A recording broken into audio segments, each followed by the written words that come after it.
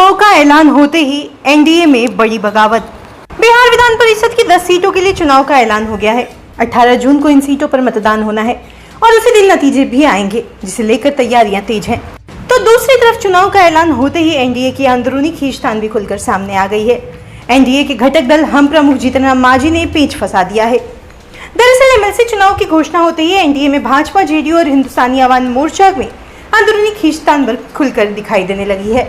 केंद्रीय मंत्री जीतन राम मांझी ने एमएलसी की एक सीट पर दावा ठोक दिया है और कहा है कि उनकी पार्टी को एक सीट मिलनी ही चाहिए। बता दें, उन्होंने कहा कि हम के 5 विधायक हैं, एक एमएलसी भी है, भारत सरकार में मंत्री भी है। जहां तक कार्यकर्ताओं का सवाल है, किसी भी पार्टी से हमारे कार्यकर्ता कम नहीं है। एनडीए का कार्यक्रम होता है तो हमारे कार्यकर्ता बढ़ चढ़ कर हिस्सा लेते हैं। विधानसभा चुनाव के पहले कुछ ऐसे कार्यक्रम हुए थे जिसमें हमारे कार्यकर्ताओं ने बड़ी संख्या में भाग लिया था। ऐसे में हिंदुस्तानी आवाम मोर्चा को कम से कम एक एमएलसी का पद मिलना ही चाहिए। बताते चले, मांझी के इस बयान के बाद बिहार की सियासत में एक बार फिर गर्मा गई है। अब देखना यह होगा कि एनडीए क्या मांझी की मांग को पूरा करता है या मांझी बगावत पर उतर आते हैं।